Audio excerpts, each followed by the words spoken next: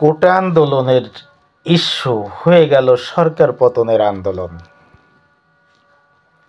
1975 সনের 15ই আগস্ট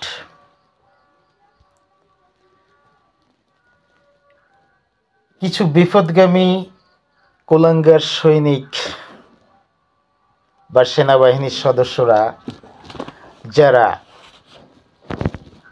এদেশের father of the nation Bangabandhu Sheikh মুজিবকে হত্যা করেছিল, সেদিন থেকেই চেষ্টা করা হয়েছিল মুজিববাদ একদম সমূলে দেশের ইতিহাস থেকে, শিকড় থেকে উপড়ে ফেলার। কিন্তু কি পেরেছিল তারা? পারেনি।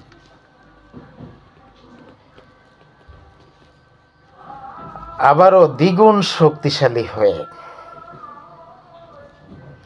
তারই কন্যা শেখ হাসিনা ফিরে এসেছিল। আপনারা জানেন 1981 সালের 17ই মে বিকাল 4টায় ইন্ডিয়ান এয়ারলাইন্সের একটি বিমানে করে দিল্লি হতে কলকাতা হয়ে তিনি তৎকালীন কুর্মিটোলা বিমানবন্দরে ল্যান্ড করেছিলেন এবং সন্ধ্যা 7টায় তিনি জনসংবর্ধনা মঞ্চে উপস্থিত হয়েছিলেন এবং সেখানে অনেক ঝড় বাদল, বৃষ্টি, প্রাকৃতিক প্রতিকূলতা উপেক্ষা করে তিনি জনগণের আবেগাশ্রুতে আপ্লুত হয়েছিলেন এবং অবগাহন করেছিলেন। সেই দিন সেই বাঁধ ভাঙা জোয়ার এখনকার এই সমন্বয়করা যদি দেখতেন, তাহলে তারা আজ আবু সাঈদ মুগ্ধদের রক্তের সাথে এই রকম বেইমানি করতে পারতেন না।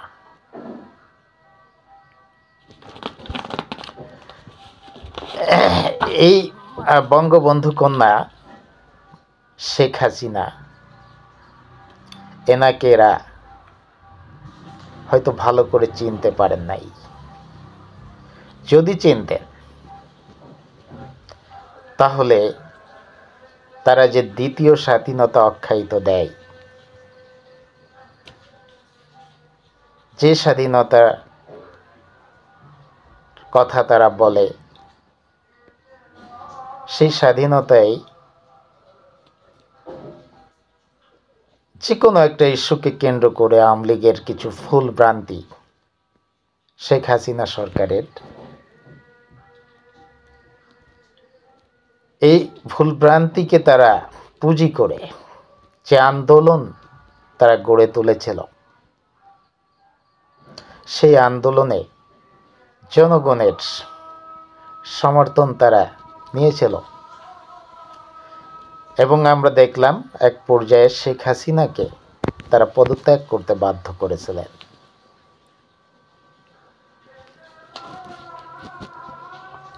শেখ হাসিনা যখন ফিরে এসেছিলেন, তিনি আরো দ্বিগুণ শক্তিশালী হয়ে বাংলাদেশ আওয়ামী লীগের হাল ধরেছিলেন এবং আমরা দেখলাম 1981 সালে ফিরে আসার পরে দীর্ঘ 16 বছরের জঞ্জাল তিনি পরিষ্কার করেছিলেন। যাদের অভিশাপ father of the nation Bangabandhu Sheikh মুজিবরকে যারা খুন করেছিল, সমূলে হত্যা করেছিল, তাদেরকে তিনি ফাঁসিতে ঝুলিয়েছিলেন, তাদের হত্যার বিচার তিনি করেছিলেন।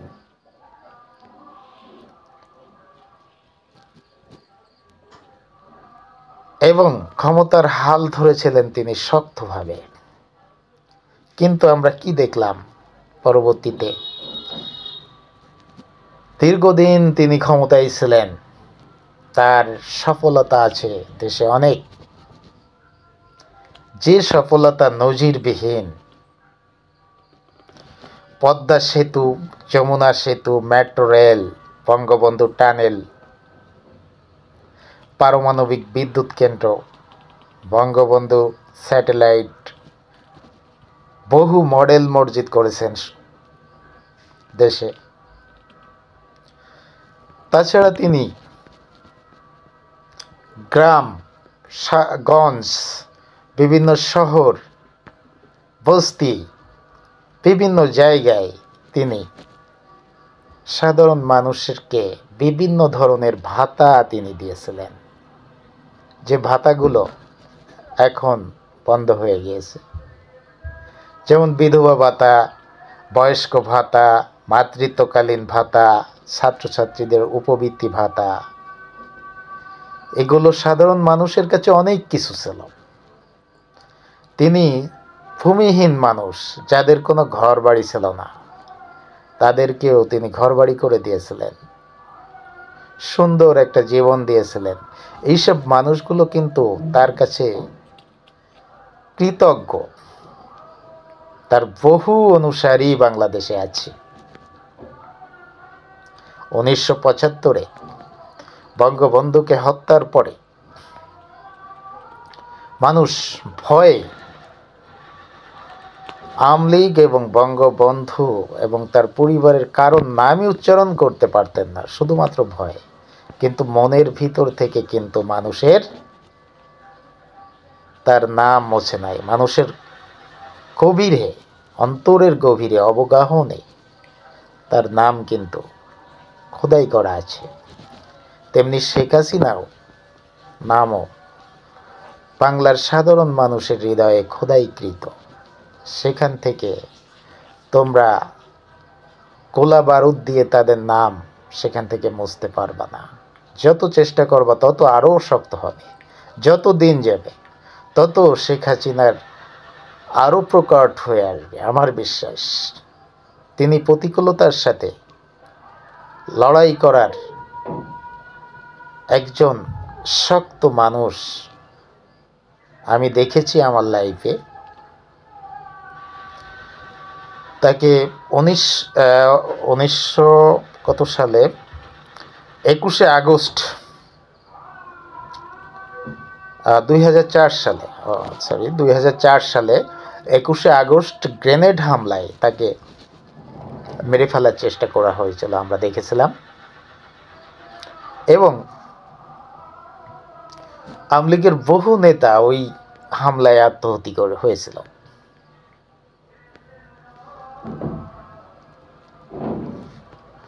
কিন্তু মাননীয় প্রধানমন্ত্রী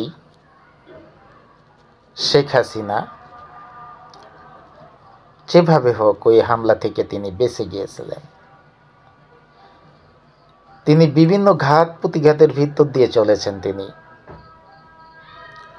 যখন তার দল কোনো বেকায়দায় বা অস্থিতিশীল পরিস্থিতির মধ্যে পড়েছে আমি দেখেছি, তখনই তারা আবার সময় নিয়ে খুব প্রকট হয়েছেন, খুব বড় আকারে, বড় শক্তি নিয়ে, যা রোধ করার শক্তি এই সমন্বয়কদের হবে কি না আমি জানি না। তবে আমার বিশ্বাস থেকে, আমার দেখা থেকে যত দূর আমি বিশ্বাস করি, তিনি ফিরবেন, অবশ্যই ফিরবেন। এবং মানুষের আশা আকাঙ্ক্ষা যেভাবে ব্যাহত হয়েছে আমরা দেখেছি তার পতনের পরে। মানুষ চেয়েছিল স্বস্তি, মানুষ চেয়েছিল শেখ হাসিনার চেয়ে ভালো কিছু আশা করছিল এই সমন্বয়কদের কাছ থেকে। কিন্তু কি দেখলাম আমরা দেখলাম তার পতনের পর গুটি কয়েক মানুষের ছাড়া আর কারো কোনো উপকার হয় নাই,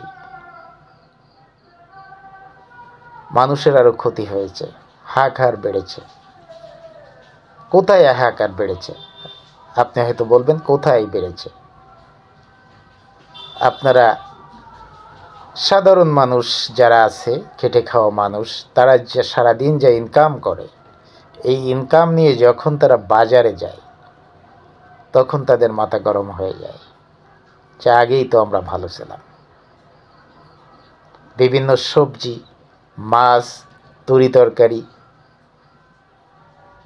চাল, ডিম, নিত্য প্রয়োজনীয় দ্রব্য সামগ্রী প্রত্যেক কিছুরই তাদের নাগালের বাইরে। এইভাবে যদি চলতে থাকে তাহলে এই সাধারণ মানুষের যে ভালোবাসা, সেটা শেখ হাসিনা সরকারের উপর আরও বাড়তে থাকবে। বাড়তে বাড়তে এমন পর্যায়ে যাবে যখন আর এই সমন্বয়করা পালানোর কোনো পথ পাবে না। আমরা দেখলাম কি, তারা ক্ষমতায় এসে এদেশের পতাকা পাল্টাতে চায়, এদেশের জাতীয় সঙ্গীত পরিবর্তন করতে চায়, father of the nation Bangabandhu Sheikh Mujibur রহমানের নাম তারা মুছে ফেলতে চায়। তারা সংবিধানকে পরিবর্তন করে ফেলতে চায় সম্পূর্ণভাবে। তারা বাংলাদেশকে একটা অন্য সিস্টেমে নিয়ে যেতে চায়, যেটা পাকিস্তানি ভাবধারা। এই যে পাকিস্তানের বিরুদ্ধে আমরা লড়াই করে একটা দেশ পেলাম, স্বাধীন দেশ, এই স্বাধীন দেশকে তারা দ্বিতীয় মুক্তিযোদ্ধা করে নাকি আবার সেই পাকিস্তানি ভাবধারায় ফিরিয়ে নিতে চাচ্ছে। তারা সাধারণ মানুষের কথা চিন্তা না করে যখন তারা এইগুলোই হাত দিয়েছে, তখনই তো মানুষ বুঝে ফেলাই দিছে এরা আসলে কারা, এই শক্তিটা কারা। এরা নিশ্চয়ই সেই পাকিস্তানি শক্তি, সেই পুরনো শক্তি, যারা এই দেশের স্বাধীনতা বিরোধী ছিল, সেই শক্তি। এই শক্তি বিরুদ্ধে তো জনগণ উঠে পড়ে লাগবেই। এই শক্তিকে প্রতিহত করার জন্য সব দল মত নির্বিশেষে একসময় ঐক্যবদ্ধ হবেই। কারণ তারা কোথায় হাত দিয়েছে আপনি চিন্তা করেন। তারা প্রথমে সেই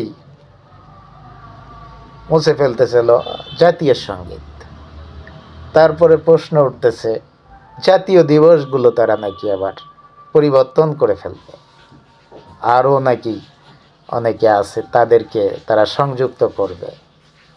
তারা যে স্বাধীনতার মহানায়ক তাকে তারা চেঞ্জ করে ফেলবে। যার ডাকে যুদ্ধ হয়েছিল 7ই মার্চে, সেই ঐতিহাসিক ভাষণ, 1971 সালে যে আওয়ামী লীগের নেতৃত্বে যুদ্ধ হয়েছিল, তারই যে শাখা সংগঠন ছাত্রলীগ, তাদেরকে তারা নিষিদ্ধ করে দিল। আওয়ামী লীগকেও নিষিদ্ধ করার ষড়যন্ত্র পায় তারা চালিয়ে যাচ্ছে। তারা নিষিদ্ধ করবে করে তারা এখানে কোন শক্তি, কোন তারা শক্তিকে কায়েম করবে তো তারাই ভালো জানেন। তাদের সেই প্রভু পাকিস্তানের দিকেই তারা নিয়ে যাইতে চায়, এটাই তো মানুষ মনে করছে এখন। তাই আপনি মোহাম্মদ ইউনূস, যিনি এখন সরকার প্রধান হয়েছেন, হ্যাঁ আমরা দেখেছি প্রধানমন্ত্রী যখন ছিলেন শেখ হাসিনা, তখন অ্যালার্জি ছিল তার উপরে, ইউনূস সাহেবের উপরে। তিনি বিভিন্ন কথাবার্তা বলতেন তার সম্পর্কে, তারপরেও আমরা বিশ্বাস করতাম, তাকে সম্মান করতাম ইউনূস সাহেবকে, তিনি একজন নোবেল বিজয়ী। আমরা প্রধানমন্ত্রী শেখ হাসিনার কথা নিয়ে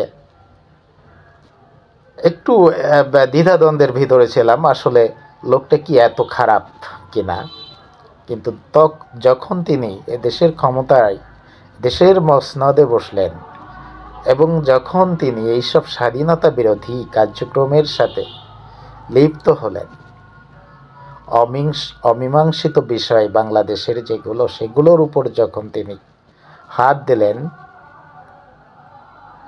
দিতে চাইলেন, তখন তো মানুষ বুঝতে আর বাকি রইল না যে আসলে এই ডক্টর ইউনূস কোন শক্তি, এবং সে বাংলাদেশের ভালো চায় কি মন্দ চায়, এটা তো আমাদের কাছে পরিষ্কার হয়ে গেল। যারা দ্বিতীয় স্বাধীনতা করে বিজয় এনেছেন, স্বৈরশাসক নামে যাকে আপনারা অভিহিত করছেন, শেখ হাসিনা, তাকে আপনারা বিদায়ী করে দিয়েছেন এবং তার যে নাম মুছে ফেলতে চাচ্ছেন, তার দলকে মুছে ফেলতে চাচ্ছেন, এইগুলো আপনারা নিয়ে ঘাটাঘাটি করতেছেন, কিন্তু আপনারা চিন্তা করতেছেন না দেশের সাধারণ মানুষের কথা। এই দ্রব্যমূল্য, বিভিন্ন ব্যবসায়িক সিন্ডিকেট, সাধারণ মানুষের কিসে স্বস্তি আসবে? সাধারণ মানুষ অত কিছু বোঝে না, অত রাজনীতি বোঝে না। তারা বুঝে তারা কিভাবে শান্তিতে থাকতে পারবে। তো আপনারা কি তাদের শান্তির কথা চিন্তা করেন? আপনারা শুধু আটকাচ্ছেন কিভাবে আওয়ামী লীগকে মুছে ফেলা যায়, কিভাবে মুজিববাদকে মুছে ফেলা যায়, কিভাবে দেশের কোন জায়গায় কি করা যায়, কোন জায়গার কোন ফটক নাম ফলক উপড়ে ফেলতে হবে, এগুলো নিয়েই আছেন। আপনারা আসলে বুঝতেছেন না সাধারণ মানুষের মোটিভটা কি, তারা কি চায়। সাধারণ মানুষকে যদি আপনারা সুখে রাখতে পারতেন, তারা কি চায়, তাদের মোটিভগুলো বুঝতে পারতেন, এগুলো বোঝার চেষ্টা করতেন, নিজেদের কথা চিন্তা না করে, নিজেদের আখেরির কথা চিন্তা না করে, তাহলে আপনাদের পথটা হয়তো আপনারা কিছুদিন টিকতে পারতেন, বা মানুষের একটা শক্তি আপনাদের সাথে থাকতো। শেখ হাসিনা তো কত বছর ছিল? আমার মনে হয় 15-16 বছর একটানাই তো ছিল, তারপরে আরও 4-5 বছর ছিল, 5-7 বছর। এতদিন তিনি একটা না ক্ষমতায় ছিলেন এই দেশের, কিভাবে ছিলেন? আপনারা কি মনে করেন তিনি জোর করেছিলেন? জোর করে থাকলে আপনাদের আন্দোলনের মুখে তিনি চলে যেতে বাধ্য হলো কেন বলেন?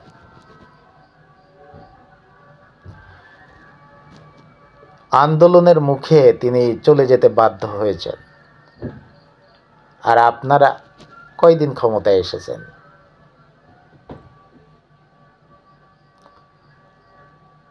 100 দিন, খুব সম্ভব 100। এই কয়দিনের মধ্যেই মানুষের মধ্যে কি নেগেটিভিটি আপনাদের সম্পর্কে তৈরি হয়েছে, আপনারা একটু খোঁজ নিয়ে দেখুন।